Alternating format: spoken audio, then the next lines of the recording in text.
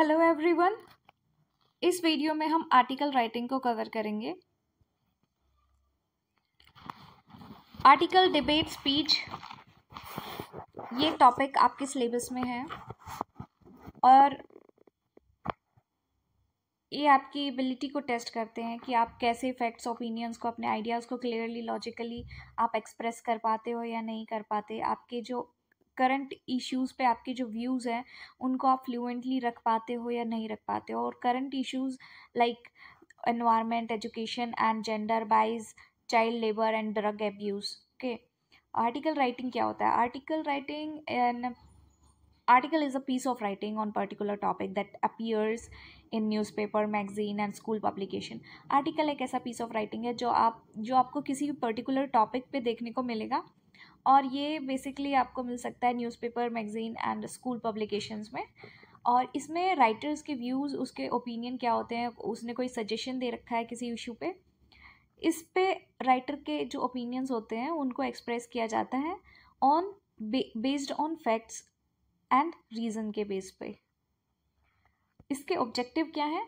इसके ऑब्जेक्टिव है इन्फॉर्म करना, डिस्कस करना एंड एक्सप्रेस करना अपने ओपिनियन को किसी करंट इश्यूज़ के बारे में। ठीक है, प्रेजेंट फैक्ट्स को प्रेजेंट करना लॉजिकल एंड ऑर्गेनाइज्ड मैनर में और कुछ सोल्यूशन सजेस्ट करना और अवेयरनेस क्रिएट करना। अब बोलो, एक कन्फ्यूजन अराइज होती है कि आर्टिकल राइटिंग और रिपोर्ट राइटिंग सिमिलर साउंड करता है। नहीं, रिपोर्ट राइटिंग में फोकस होता है रियल लाइफ फैक्ट्स को प्रेजेंट करना, चीज़ों को एनालाइज करना फर्दर रिसर्च के लिए। ठीक है, report writing formal in nature होती है, लॉन्गर होती है, मोर डिटेल्ड होती है, इन डेप्थ होती है और ये एकेडमिक पर्पस के लिए लिखी जाती है। बट आर्टिकल राइटिंग जो होती है वो इंफॉर्मेशन तो प्रोवाइड करती है बट रीडर्स को एंटरटेन करने के लिए ये लेस फॉर्मल इन नेचर होती है। इसमें हम पर्सन के ओपिनियन को इंक्लूड कर सकते हैं, हमारे जो एज अ पर्सन हम क्या सोचते हैं, हम कैसा महसूस करते हैं, इन चीज़ों को हम अपने राइटिंग में इंक्लूड कर सकते हैं। और ये शॉर्टर फॉर्म होता है रिपोर्ट राइटिंग से और मोर कंसाइज भी होता है और न्यूज़पेपर और मैगजीन के लिए more appropriate of writing article writing होता है। फॉर्मेट इसमें है टाइटल, हेडिंग। टाइटल जो होता है वो कैची और रेलेवेंट होना चाहिए। बाई लाइन इसमें राइटर का नाम आएगा। इंट्रोडक्शन में आपको जो टॉपिक है, कोई प्रॉब्लम है, उसको ब्रीफली इंट्रोड्यूस करना है। ब्रीफली मतलब शॉर्ट वे में उसको इंट्रोड्यूस करना है।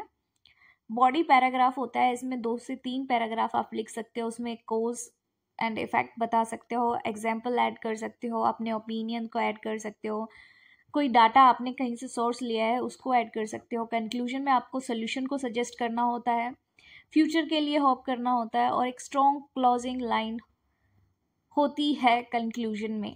ठीक है, लैंग्वेज एंड स्टाइल। लैंग्वेज कैसी होनी चाहिए? लैंग्वेज हमेशा सिंपल एंड क्लियर होनी चाहिए, इजी टू अंडरस्टैंड होनी चाहिए। फॉर्मल के साथ आप सेमी फॉर्मल टोन का भी यूज़ कर सकते हो depending on audience. Active voice preferred की जाती है इसमें।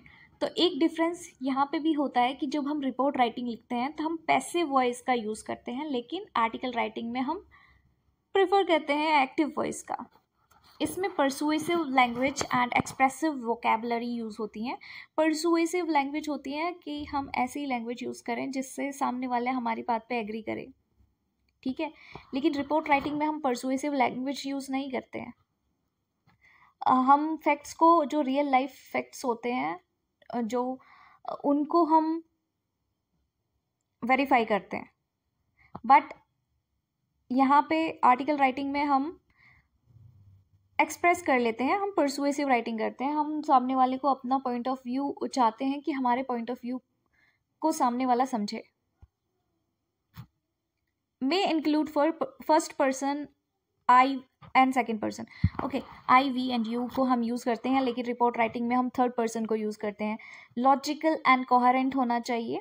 लॉजिकल मतलब सीक्वेंस में होना चाहिए, कोहेरेंट एक सेंटेंस दूसरे सेंटेंस को कनेक्ट करता हो, ऐसा होना चाहिए।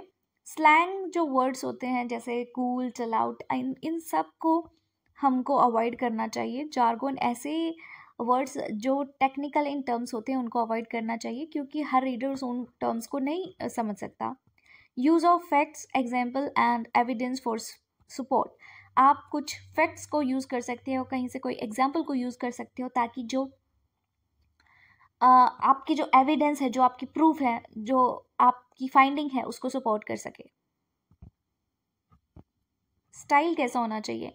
स्टाइल एंगेजिंग होना चाहिए, ठीक है।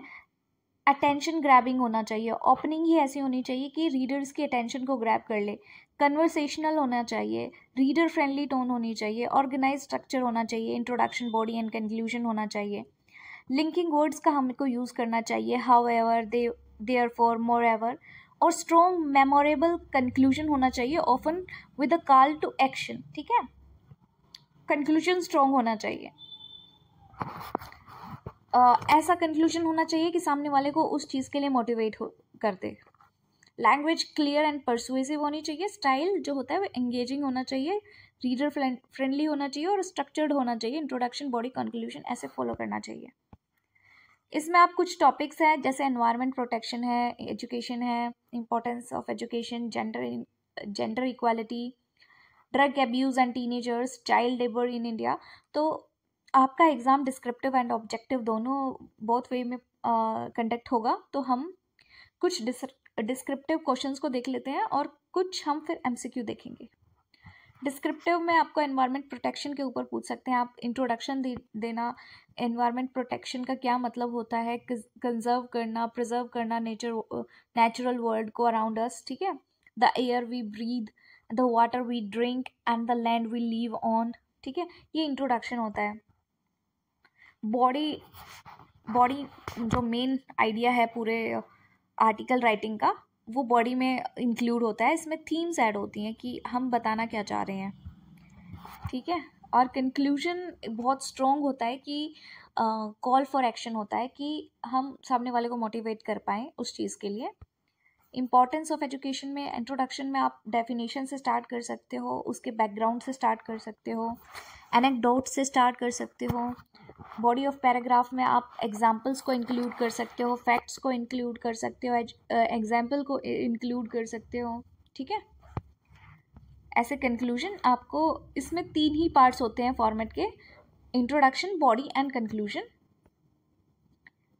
ये एग्जाम्पल है, आप इनको रीड कर सकते हैं, आप इनसे आइडिया ले सकते हैं, अपने एग्जाम के लिए आइडिया ले सकते हैं इनसे। Child labour in India, introduction है। चाइल्ड लेबर एक मोस्ट सीरियस सोशल प्रॉब्लम है इंडिया में, ठीक है।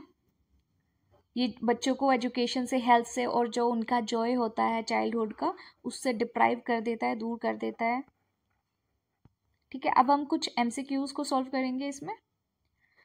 इजी लेवल में देखते हैं, जो मेन पर्पस है आर्टिकल राइटिंग का वो क्या होता है। Present factual information and opinions, ठीक है। आर्टिकल्स क्या करते हैं, हमको इन्फॉर्म करते हैं, एक्सप्लेन करते हैं और एक्सप्रेस करते हैं हम अपने व्यूज़ को किसी टॉपिक पे। सबसे पहले क्या आता है? सबसे पहले टाइटल आता है, टाइटल के बाद एक बाय लाइन आता है, ठीक है।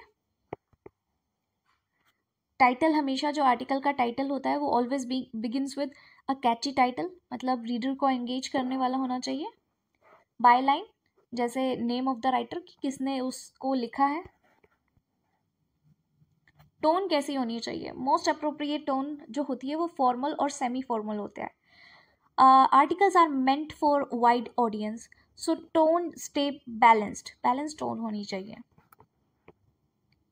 Conclusion of an article should summarise and give suggestion, ठीक है। समराइज होना चाहिए, जो भी आपने ऊपर जितना भी चीज़ एक्सप्लेन किया है उसका एक समराइज वर्जन होना चाहिए कंक्लूजन में, और कोई प्रॉब्लम है तो उसका सजेशन भी आपको प्रोवाइड करना चाहिए। Conclusion ties the articles together and offer closure, ठीक है। जो कंक्लूजन होता है वो पूरे आर्टिकल्स को बांध के रखता है और एक क्लोजर को ऑफर करता है। Which of these is not part of an article format? Salutation को हम यूज़ नहीं करते हैं। सैल्यूटेशन होता है डियर सर, डियर मैम, ये सब सैल्यूटेशंस होते हैं। हम सैल्यूटेशंस को स्पीच में ऐड नहीं करते हैं। ओके, सैल्यूटेशंस को हम स्पीच में ऐड करते हैं लेकिन आर्टिकल्स में नहीं ऐड करते हैं। Which type of language should be used in article?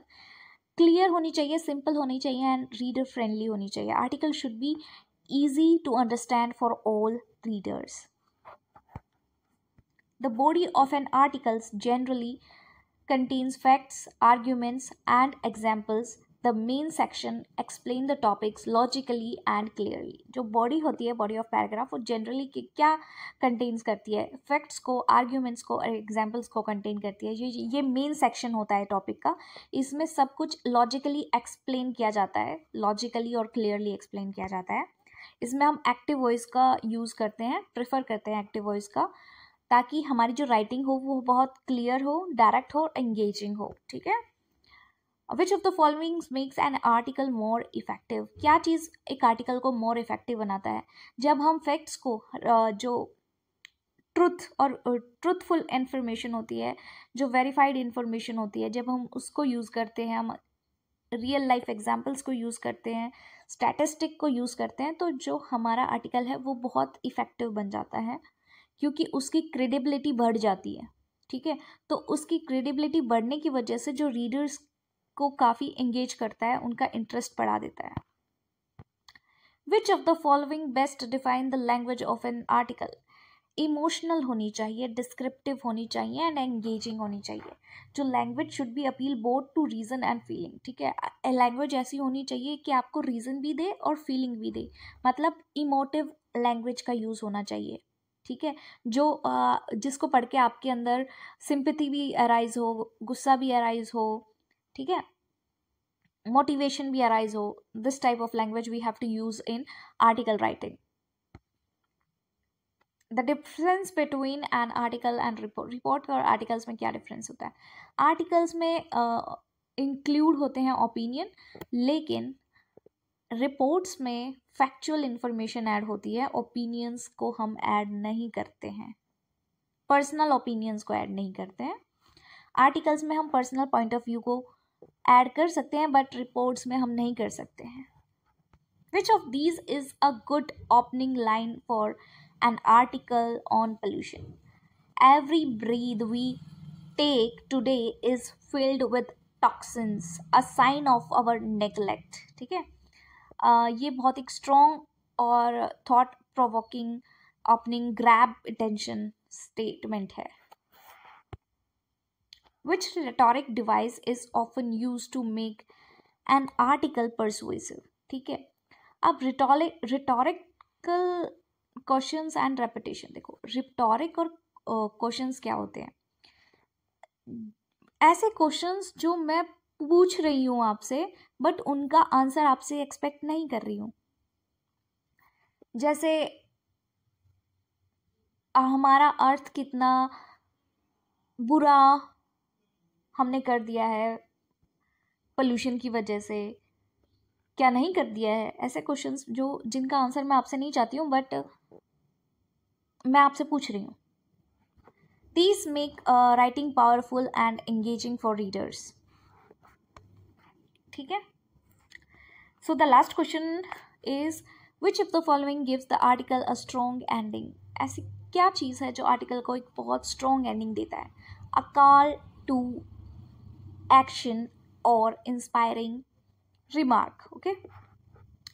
कि जो रीडर है वो इतना मोटिवेट हो जाए कि वो एक्शन लेने के लिए तैयार हो जाए. ठीक है. वो इंस्पायर हो जाए. ठीक है. अपने व्यूज़ देने के लिए. एक स्ट्रॉन्ग एंडिंग मोटिवेट्स करती है रीडर को और उसके ऊपर एक इम्पैक्ट छोड़ती है. ठीक है. So thank you.